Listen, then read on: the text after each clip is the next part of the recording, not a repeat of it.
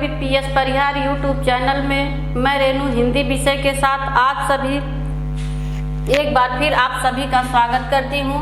Next आज हम स्वर से आगे जानेंगे। स्वर के बारे में हमने वर्णमाला में पढ़ चुके हैं। अब स्वर से आगे हम जानेंगे वर्णमाला में व्यंजन के बारे में।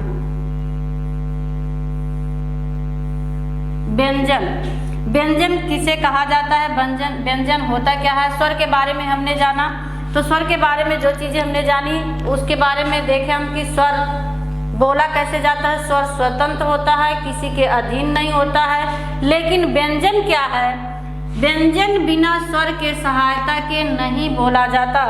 व्यंजन स्वरों की सहायता से, नहीं किसको हम कहेंगे सही भाषा में कि स्वरों की सहायता से बोले जाने वाले वर्ण को हम क्या कहते हैं, व्यंजन कहते हैं। व्यंजन कहते हैं। व्यंजन की संख्या कितनी होती है, 33। कितनी होती है, 33 होती है। जिसे हम आगे एक चीज बताना वहाँ पे भूल गए थे, जैसे संस्कृत में जब हम आगे पढ़ेंगे तो एक आपको संस्कृत में मिलता है, स्वर को हम क्या कहते हैं, अच। स्वर को एक नाम से हम और जानते हैं, किससे, अच के नाम से जानते हैं। और व्यंजन को हम एक और नाम से जानते हैं, उसे हम क्या कहते हैं, हल कहते हैं। यानी व्यंजन का एक दूसरा नाम भी है। अगर आपसे पूछ लिया जाए अच की संख्या कितनी है, तो अच की संख्या कितनी है, 11। व्यंजन की संख्या कितनी है, 33। हल की संख्या कितनी है, 33। तो ये चीज ध्यान में रखिएगा कि स्वर को अच भी कहा जाता है, व्यंजन को हल के नाम से भी जाना जाता है। तो व्यंजन के जो 33 संख्या है, अब इसके भेद पूछ लिए जाते हैं। जैसे आपके स्वर के में बारे में पूछा, स्वर के भी 3 भेद, व्यंजन के भी 3 भेद। अब कौन कौन से भेद हैं उसे हम जानेंगे, तो देखेंगे।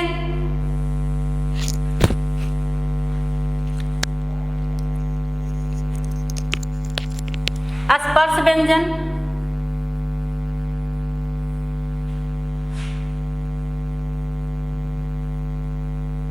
अंतस्थ व्यंजन और ऊष्म व्यंजन। अंतस्थ व्यंजन, तो अब ये देखेंगे कि व्यंजन की संख्या 33 आई कहाँ से, तो स्पर्श व्यंजन की संख्या कितनी होती है, 25। अंतस्थ व्यंजन की संख्या कितनी होती है, 4। ऊष्म व्यंजन की संख्या कितनी होती है, 4। अब ये कौन कौन से होते हैं, 25 4 गिनेंगे तो कितना होगा, 29 और 29 4 कितने हुए, 33। तो देखिए यहाँ पे हमने जाना व्यंजन के भेद कितने हुए, 3। कौन कौन से, एक स्पर्श व्यंजन, दूसरा अंतस्थ व्यंजन, तीसरा आपका ऊष्म व्यंजन। और व्यंजन की संख्या कितनी हुई, 33। व्यंजन के और किन नामों से जानते हैं, व्यंजन को हम हल भी कहते हैं। हल की संख्या कितनी है, 33। अब इसके आगे नेक्स्ट हम आगे चलेंगे कि पहले हम देखेंगे कि स्पर्श व्यंजन क्या है, इसके बाद आगे फिर अंतस्थ व्यंजन के बारे में जानेंगे आज ही, और आज ही हम इसको ऊष्म व्यंजन के भी बारे में जानेंगे। तो सबसे पहले आइए हम देखते हैं स्पर्श व्यंजन क्या है। स्पर्श व्यंजन, तो स्पर्श व्यंजन की संख्या कितनी है, 25। दूसरी बात, आपसे यहीं पे एक क्वेश्चन पूछा जा सकता है कि वर्गीय व्यंजन किसे कहते हैं, या वर्गीय व्यंजन की संख्या कितनी है, 25। आप आगे पढ़े भी होंगे, जानते भी होंगे, कभी कभी आपको बुक में लिखा भी मिलता होगा क वर्ग। नंबर 1 क्या, क वर्ग। नंबर 2 च वर्ग। नंबर 3 ट वर्ग। 4 ट वर्ग। और नंबर 5 प वर्ग।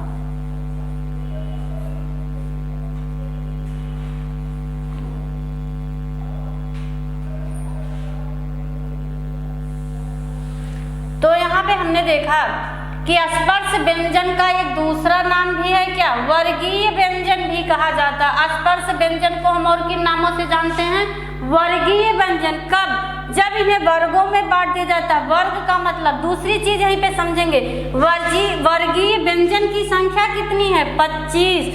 अब इन 25 में वर्ग की कितने होते हैं? वर्गों की संख्या माने कि वर्गों की संख्या कितनी है? 5। कौन कौन से? क वर्ग, च वर्ग, ट वर्ग, त वर्ग और प वर्ग। यानी कि वर्गीय व्यंजन की संख्या 25। वर्ग कितने होते हैं? यानी वर्गीय व्यंजन के वर्ग के जो भेद होते हैं कितने होते हैं? 5। तो 5 वर्ण में, और प्रत्येक वर्ग में वर्ण कितने होते हैं? 5। तो कुल मिलाकर पंचांग कितने हुए? 25। यानी स्पर्श व्यंजन का एक दूसरा नाम और भी है क्या? वर्गीय व्यंजन भी कहा जाता है। अब आगे हम देखेंगे किसके अंतर्गत क्या क्या आता है। तो सबसे पहले का, ख, ग, घ, अंग। फिर देखेंगे नेक्स्ट च, छ, ज, झ, इ। फिर टा, ठ, ड, ढ, ढ़, त, थ, द, ध, न, प,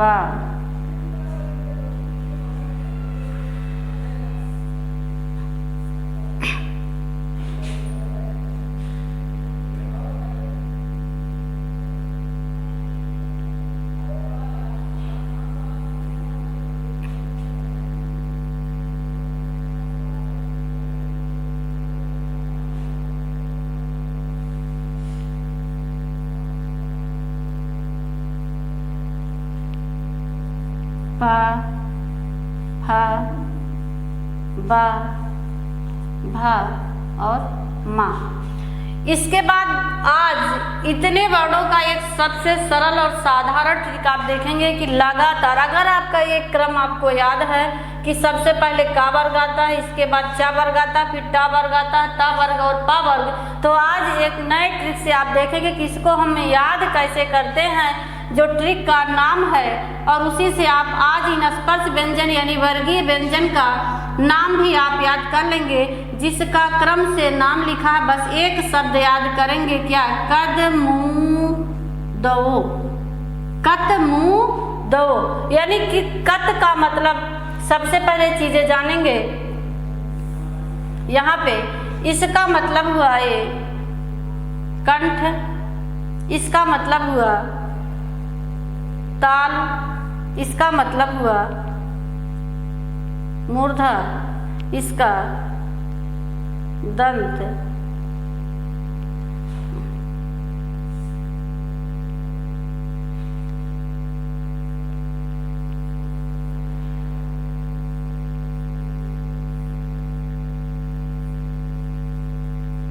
इसका हुआ ओष्ठ।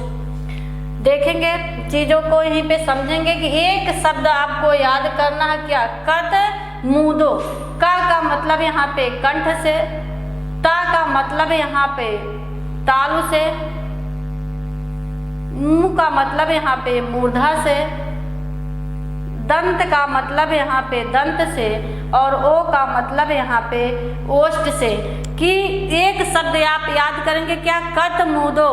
तो आप अगर नहीं है का वर्ग, चा वर्ग, टा वर्ग, ता वर्ग और पा वर्ग का, तो सीरियल से आपको उच्चारण स्थान वैसे भी याद हो जाएगा कि पहले वर्ग का उच्चारण स्थान कंठ से, दूसरे वर्ग का उच्चारण स्थान तालु से, तीसरे वर्ग का उच्चारण स्थान मूर्धा से, चौथे वर्ग का उच्चारण स्थान दंत से, और पांचवें वर्ग का उच्चारण आपका ओष्ठ से होता है। यहीं पे एक चीज जानेंगे जिसे आगे आप पढ़ेंगे भी जानेंगे, लेकिन यहाँ पर भी एक बार जान लीजिए।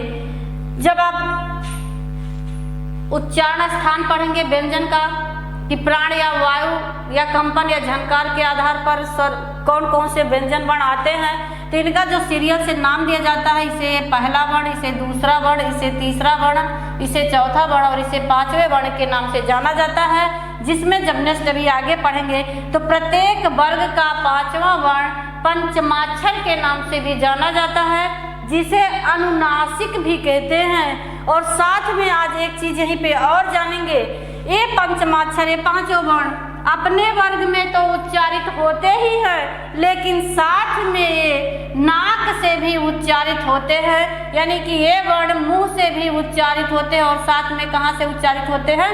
नाक से भी उच्चारित होते हैं। यानी कि इसका उच्चारण स्थान कंठ भी है और यही पंचमाक्षर वर्ण अनुनासिक के अंतर्गत भी आते हैं। तो अनुनासिक के भी अंतर्गत आते हैं। तो इन वर्णों के उच्चारण में चीजों को ध्यान में रखेंगे और यहाँ पे ये चीज जानेंगे कि स्पर्श व्यंजन की संख्या 25, वर्गीय व्यंजन की संख्या, वर्गीय व्यंजन के वर्गीय वर्ण के कितने भेद, 5 वर्ग, कौन कौन से, का वर्ग, चा वर्ग, टा वर्ग, ता वर्ग और पा वर्ग, प्रत्येक वर्ग में कितने वर्ण होते हैं, 5, कुल मिलाकर 25 वर्ण हुए। इनका उच्चारण स्थान का वर्ग का कंठ से, चा वर्ग का तालु से, टा वर्ग का मूर्धा से, ता वर्ग का दंत से और पा वर्ग का ओष्ठ से। और प्रत्येक यानी कि प्रत्येक वर्ग के 5वें वर्ण जो होते हैं वो पंचमाक्षर के नाम से जाने जाते हैं। उन्हें अनुनासिक भी कहा जाता है। और ये स्वतंत्र रूप से किसी भी शब्दकोश में नहीं आते हैं। यानी कि इनसे मिलाकर लगभग कोई भी शब्द की शुरुआत नहीं होती है। कुल मिला के 2 वर्णों से तो शुरुआत हो भी जाती है, ना और माँ से, बाकी इन तीनों से कोई भी शब्द शुरू नहीं होता। या तो ये बीच में या तो ये ला अंत में पाए जाते हैं। तो ये रहे आपके स्पर्श व्यंजन के भेद, इनके उच्चारण स्थान।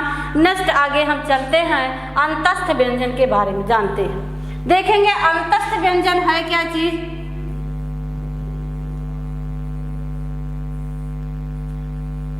अंतस्थ व्यंजन, अंतस्थ व्यंजन में हम देखेंगे कि अंतस्थ व्यंजन से पहला क्वेश्चन आपका बनता है कि अंतस्थ व्यंजन की संख्या कितनी होती है, या अंतस्थ व्यंजन है क्या। तो अंतस्थ व्यंजन की संख्या कुल कितनी होती है, 4। कौन कौन सी होती है ये देखेंगे। जीभ, तालु, दांत और ओठों की सहायता से, यानी कि जीभ, तालु, दांत और ओठों की सहायता से जिन परस्पर यानी कि ओठों को परस्पर सटाने से जिन वर्णों का उच्चारण होता है उसे हम अंतस्थ व्यंजन कहते हैं। क्या कहते हैं, अंतस्थ व्यंजन। यानी कि जीभ, तालु, दांत को और ओठों को परस्पर सटाने से जिन वर्णों का हम उच्चारण करते हैं उन्हें हम अंतस्थ व्यंजन कहते हैं। इसकी संख्या कितनी होती है, इसकी संख्या 4 होती है। कौन कौन सी होती है, या, रा, ला और वा। कौन कौन से होते हैं, 4 होते हैं। दूसरी बात यहीं पे हम जानेंगे, या, रा, ला, वा। या, रा, ला, वा तो हुए। अब इसी में एक चीज और आपको मिलता है कि अर्ध स्वर किसे कहा जाता है। अर्ध स्वर का मतलब जो स्वर और व्यंजन या दोनों के मिलने के योग से जो बनते हैं उन्हें हम अर्ध स्वर कहते हैं। यही चीज जब आप आगे यण संधि में पढ़ेंगे तो ये एक यण प्रत्याहार के नाम से भी यह जाना जाता है। इसमें 2 वर्ण एक ऐसे हैं, या और वा, जिसे अर्ध स्वर के नाम से भी जाना जाता है। जो आपके पेपर में सबसे अधिक किसी भी वनडे से लेके कोई भी कोई भी परीक्षा हो, सारे एग्जाम में ये पूछा जाता है कि अर्ध स्वर की संख्या कितनी होती है। तो अर्ध स्वर की संख्या कितनी हुई, 2। कौन कौन सा, या और वा। और अर्ध स्वर दूसरी चीज यहीं पे हम जानेंगे कि अर्ध स्वर कैसे बना। ये अर्ध स्वर कहा क्यों जाता है, तो ई प्लस आ मिलके क्या बना, या, और ओ प्लस आ मिलकर के क्या बना, वा। तो अंतस्थ व्यंजन कहते किसे हैं, जीभ, तालु और दांत। जीभ, तालु, दांत और ओठों को परस्पर सटाने से जिन वर्णों का उच्चारण होता है उसे हम अंतस्थ व्यंजन कहते हैं। इसकी संख्या 4 होती है, या, रा, ला, वा। इसी में आता है अंतस्थ व्यंजन अर्ध स्वर की संख्या कितनी होती है, 2। कौन कौन से होते हैं, या और वा। तो ये रहे आपके अंतस्थ व्यंजन। अब नेक्स्ट हम आगे देखेंगे ऊष्म व्यंजन किसे कहा जाता है। ऊष्म व्यंजन क्या है,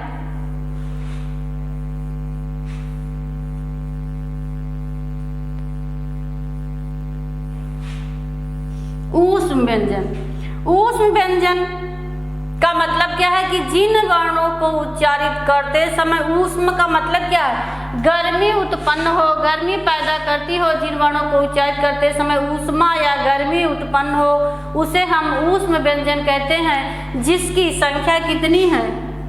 4। इसी को एक नया नाम देते हैं, ऊष्म व्यंजन को संघर्षीय व्यंजन भी कहा जाता है। ऊष्म व्यंजन को क्या कहा जाता है?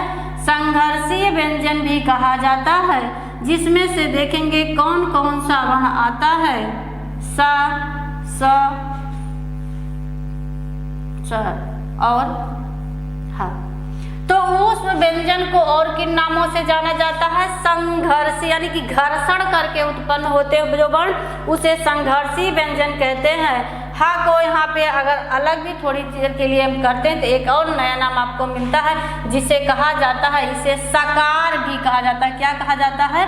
सकार के नाम से भी जाना जाता है। और यहीं पे एक चीज और हम याद करेंगे, आज लोगों को बहुत समस्या होती है, लोग तीनों सा के उच्चारण स्थान में बहुत कंफ्यूज हो जाते हैं। तो आज एक चीज यहीं पे हम जानेंगे कि तीनों सा का उच्चारण स्थान क्या क्या है। तो एक ट्रिक है जिसे हम पढ़ेंगे आज। वहाँ पे हमने देखा व्यंजन वर्ग के जो स्पर्श व्यंजन का था कट, मू, द, ओ, और यहाँ पर आपका एक ट्रिक है जिसे आप जानेंगे। सिर्फ क्या याद करना है? तामूद। क्या याद करना है? तामूद। ता का मतलब यहाँ पर ताल, यहाँ पर मू का मतलब मूर्धन्य, और यहाँ पर द। तो तीनों सा का उच्चारण स्थान आज के बाद हमें लगता है कि कभी नहीं भूलेगा। क्या है आपको याद करना है? तामूद। तामूद का मतलब ता से ताल, मुंह से मूर्धा और दा से दंत। और दूसरी बात रही आपके, कभी भी तीनों सा का यानी कि सकार का अगर क्रम पूछता है तो पहले नंबर पे ए, दूसरे नंबर पे 2, तीसरे, जैसे बचपन में पढ़ते चले आए हैं, बड़ा सा, खट्टी सा, छोटा सा जैसे कहते हैं, वही सा का क्रम आज भी है। उच्चारण स्थान आपको नया है तो चीजें ध्यान रखिए। कभी भी पेपर में पूछ लिया जाए कि तीनों सा का उच्चारण स्थान क्या है तो आपके दिमाग में तामू तुरंत आ जाए। तालु, तामू, ता का अर्थ तालु से, मुंह का अर्थ मूर्धा से, और दा का अर्थ आपका दस्त से है। नेक्स्ट यहीं पे एक चीज और हम जानेंगे, हा के बारे में देखेंगे कि हा के बारे में, हा के भी कई नाम हैं। पहली बात तो इसका यहीं पे छोटी सी एक जानकारी और आपको हो जाएगी, छोटी नहीं बहुत बड़ी बात। हा का उच्चारण स्थान कहाँ से होता है? कंठ से होता है। हा का उच्चारण स्थान कंठ से होता है। इसे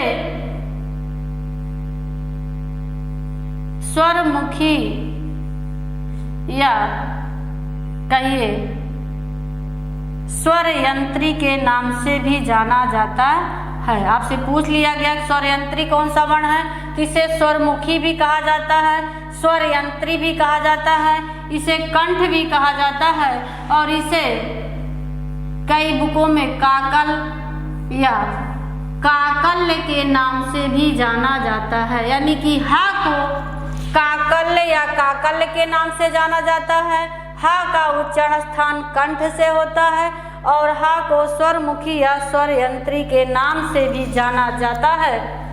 रही बात यही में एक चीज और हम जानेंगे, आपने देखा संघर्षी व्यंजन, आपको एक चीज मिला यहाँ पे संघर्षी। एक क्वेश्चन यहीं पे और आता है, स्पर्श संघर्षी किसे कहा जाता है? स्पर्श संघर्षी। और ये बहुत एसआई के पेपर में कई बार एक क्वेश्चन पूछा जा चुका है। संघर्षी व्यंजन तो स को कहा जाता है, लेकिन स्पर्श संघर्षी व्यंजन किसे कहा जाता है? चा वर्ग। चा वर्ग के अंतर्गत जो वर्ण आते हैं उसे क्या कहा जाता है? स्पर्श संघर्षी व्यंजन। चा, छा, जा और झा। संघर्षी व्यंजन सकार, स्पर्श संघर्षी व्यंजन चा वर्ग के आते हैं। तो ये रहे आपके ऊष्म व्यंजन। अब इसी के बाद एक छोटा सा आपका और बनता है जिसे जानकारी होना बहुत जरूरी है। एक आपका आएगा जिसे आप कहते हैं द्विगुण व्यंजन।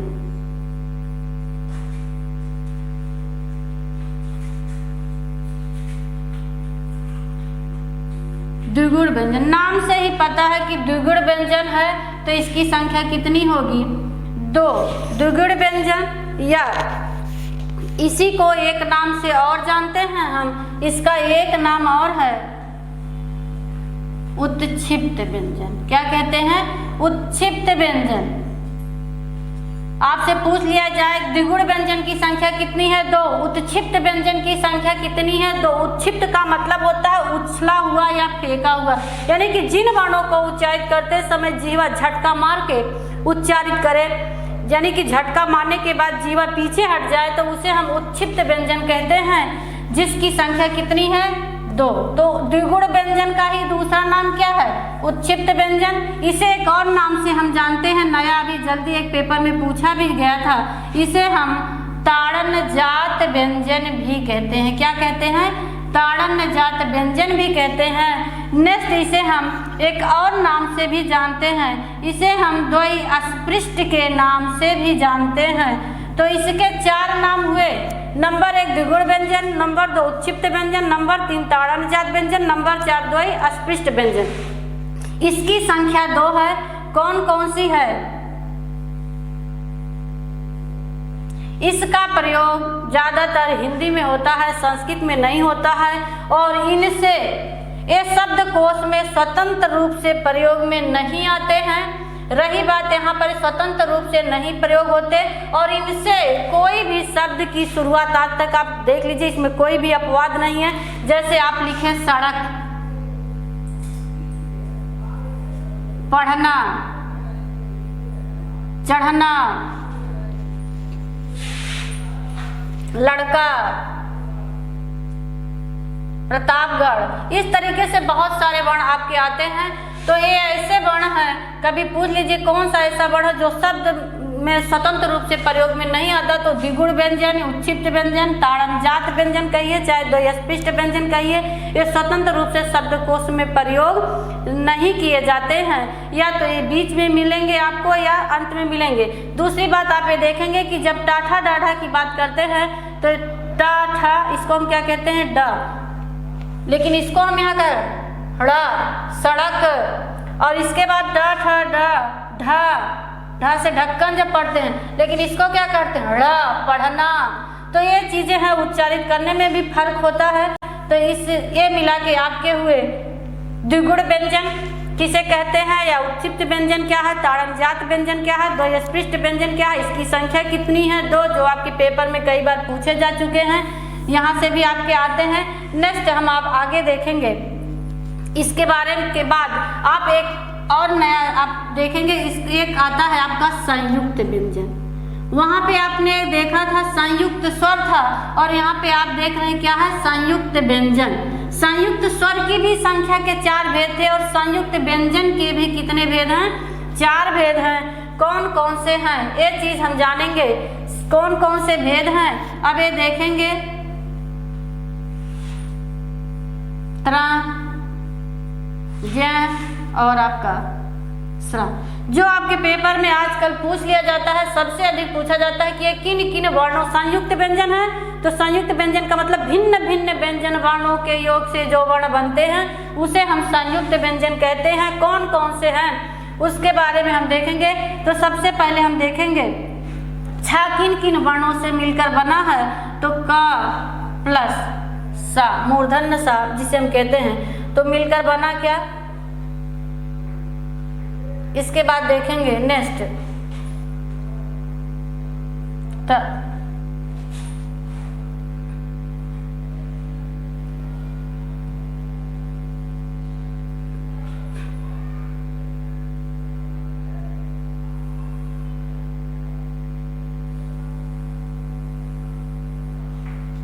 देखेंगे कि त्रा की बात आई तो त्रा किन किन वर्णों से मिलकर बना है।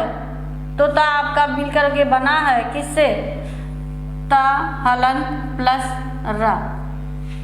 जब आप यण संधि पढ़ेंगे तो इसका आपको बहुत जगह प्रयोग मिलेगा यण संधि में। और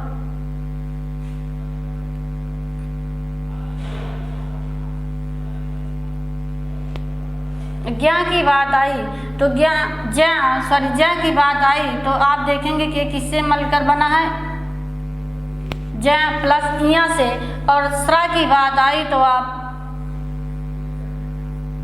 प्लस रस। तो देखें चीजें कि ये किन किन वर्णों से, और कभी कभी पेपर में पूछ लिया जाता है कि छ के पहले कौन सा वर्ण आता है, तो लोग पूरा वर्णमाला पढ़ना स्टार्ट करते हैं। ये जानना चाहता है वो कि इन दोनों वर्णों के मिलने के बाद क्या बना, छ, यानी कि छ के पहले क्या आया आपका हलंत वाला का आया, यानी कि व्यंजन का आया। ऐसे ही अगर आपके पेपर में पूछ ले कि त्र के पहले कौन सा वर्ण आता है, तो त्र आता है हलंत वाला, यानी कि व्यंजनांत ता आता है। ये नहीं कि पढ़ते समय हम छ को प्रयोगता छ त्र क्या पढ़े तो त्र के पहले क्या आएगा छ, नहीं, छत्रा के पहले कौन सा वर्ण आता है त, लेकिन फिर ज्ञा के पहले कौन सा आता है ज, स्रा के पहले कौन सा वर्ण आता है स। तो ये रहे आज वर्णमाला के व्यंजन स्वर सभी, यानी कि कुल मिला के स्वर के भेद व्यंजन के भेद समाप्त हुए। नेक्स्ट वीडियो में हमें आपको मिलेगा कि अब संपूर्ण वर्णमाला का उच्चारण स्थान एक साथ, और फिर थोड़ी बहुत चर्चा इस पे होंगी। इसके बाद नेक्स्ट वीडियो आपको प्रैक्टिस सेट का दिया जाए।